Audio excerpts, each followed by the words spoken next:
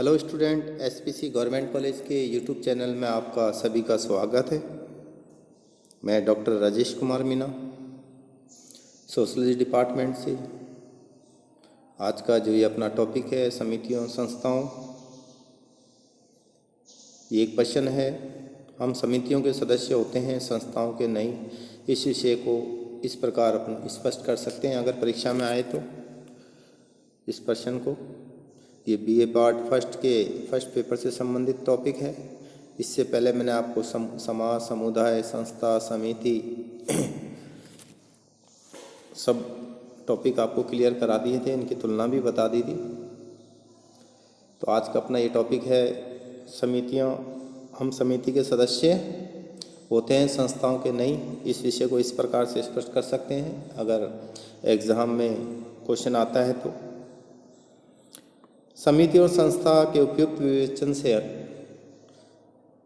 पहले अपन ने समिति और संस्थाओं दोनों का अध्ययन कर लिया था और ये स्पष्ट भी है कि समिति के सदस्य होते हैं, न कि संस्थाओं के। जनरली जिनको समाजशास्त्र का ज्ञान नहीं होता वह समिति व संस्थाओं को दोनों को एक पर्यायवाची शब्द के रूप में काम में लेते हैं, लेकिन समाजशास्त्री शब्दावली में समिति और संस्था का भिन्न भिन्न अर्थ है, जैसा कि इनकी परिभाषाओं से भी स्पष्ट है। मैकायर एवं पेज उनका कथन है कि हम समितियों के सदस्य होते हैं, न कि संस्थाओं के। ये मैकायर पेज का कथन है। किसने लिखा है ये कथन कि हम समितियों के सदस्य होते हैं, न कि संस्थाओं के? मैकायर एवं पेज जो समाजशास्त्री है, जिन्होंने सोसाइटी बुक लिखी थी, उनका ये कथन है। वो पूरे सहमत है इस कथन से और स्पष्ट भी करते हैं। वो कहते हैं कि समिति से मनुष्य के एक संगठित समूह का बोध होता है, जबकि संस्था से एक कार्य प्रणाली का। समिति से क्या?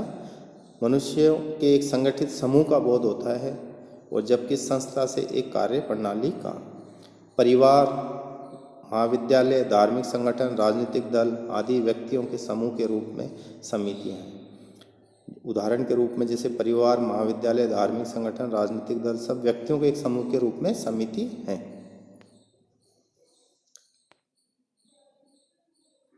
और नियमों, विधि विधानों और कार्य प्रणालियों के ढांचे के रूप में संस्थाएं। इनके जो नियम हैं, परिवार के जो नियम हैं, कार्य करने के जो तरीके हैं, महाविद्यालय के जो नियम हैं, धार्मिक संगठनों के जो नियम हैं, और राजनीतिक दलों के जो विधि विधान जो नियम हैं, वो सब संस्थागत ढांचे के रूप में होते हैं। जब समितियां बनाई जाती है तो उनके कार्य संचालन के लिए कुछ नियम, विधि विधान और कार्य प्रणाली भी विकसित हो जाती है।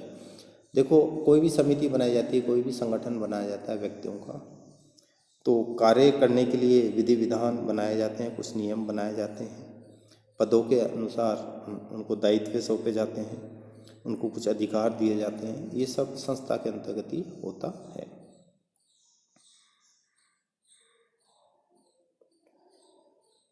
जब समितियां बनाई जाती है तो उनके कार्य संचालन के लिए कुछ नियम, विधि विधान और कार्य प्रणालियां भी विकसित हो जाती है, जो संस्थाओं के नाम से जानी जाती है। मैकायर और पेज के अनुसार यदि हम किसी व्यवस्था पर संगठित रूप से संगठित समूह के रूप में विचार करते हैं तो वह एक समिति है। यदि हम किसी सिस्टम, व्यवस्था पर संगठित समूह के रूप में विचार करते हैं तो वो एक समिति है।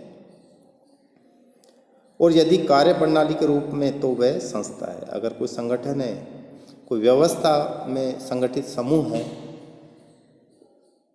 उस पर अगर हम विचार कर रहे हैं, समूह पर, कोई व्यवस्था में संगठित समूह, उस पर विचार कर रहे हैं तो समिति है। और यदि उस संगठित समूह की कार्य प्रणाली के रूप में हम अगर उस पर विचार कर रहे हैं तो वो एक संस्था होती है। समिति से सदस्यता का पता चलता है और संस्था से कार्य प्रणाली या सेवा के तरीके या साधन का।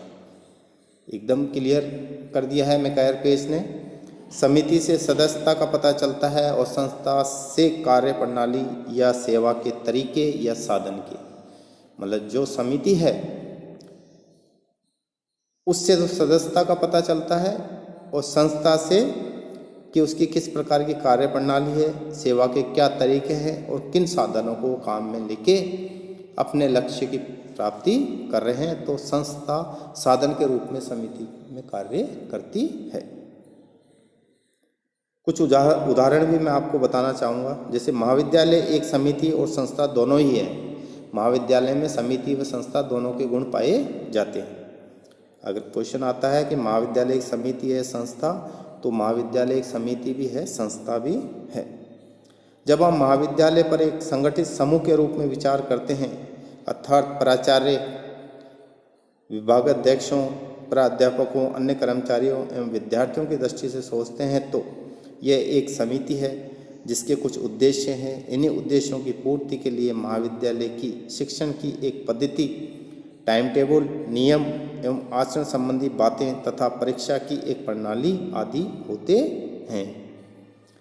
ये सब मिलकर महाविद्यालय को एक संस्था का रूप प्रदान करते हैं। अगर हम महाविद्यालय के स्टाफ की बात करें तो ये एक समिति है, और अगर जिन उद्देश्यों के लिए महाविद्यालय का गठन किया गया है, उन उद्देश्यों को प्राप्त करने के लिए जो एक पद्धति है, शिक्षण की एक पद्धति है, एक टाइम टेबल है, एक नियम एवं आचरण संबंधी बातें हैं और परीक्षा की एक प्रणाली है, अगर इस दृष्टि से हम महाविद्यालय को देखें तो ये एक संस्था के रूप में हमें नजर आती है।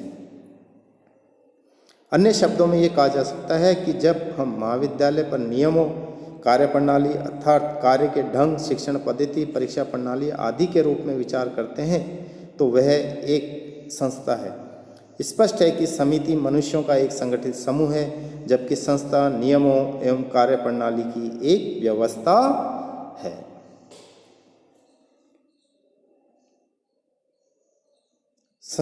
जो समिति होती है वह संगठित समूह के रूप में होती है, इसलिए वो मूर्त है, और संस्था नियम व कार्य प्रणालियों की, विधि विधानों की एक व्यवस्था होती है, इसलिए संस्था अमूर्त होती है। महाविद्यालय के समान ही परिवार, आर्थिक संघ, धार्मिक संघ, राजनीतिक दल, राज्य, अस्पताल, लोकसभा आदि में से प्रत्येक समिति और संस्था दोनों ही है। अगर क्वेश्चन आता है कि आप अगर सिर्फ महाविद्यालय को ना देखो, आप परिवार को भी देखो, आर्थिक संघ को भी देखो, धार्मिक संघ, राजनीतिक दल, राज्य, अस्पताल, लोकसभा आदि सब प्रत्येक समिति और संस्था दोनों के गुण पाए जाते हैं। ये सब संगठित समूह भी हैं और इनके सबके अपने अपने नियम, विधि विधान एवं कार्य प्रणाली भी हैं। संगठित समूह के रूप में ये समिति हैं और नियमों व कार्य प्रणाली की व्यवस्था के रूप में संस्था हैं। तो स्पष्ट होता है स्टूडेंट कि संगठित समूह के रूप में अगर हम परिवार को, आर्थिक संघ, राजनीतिक दल, इन सबको देखते हैं तो एक समिति है, और अगर इनके नियमों, कार्य प्रणाली की व्यवस्था को हम देखते हैं तो ये सब एक संस्था भी होती है। तो इनमें परिवार, महाविद्यालय, आर्थिक संघ, धार्मिक संघ, राजनीतिक दल, राज्य, अस्पताल, लोकसभा सब में समिति व संस्था दोनों के गुण पाए जाते हैं। ये वीडियो यहीं समाप्त करता हूँ। आपको स्पष्ट हो गया होगा उदाहरणों द्वारा कि हम समिति के सदस्य होते हैं, संस्थाओं के नहीं। धन्यवाद।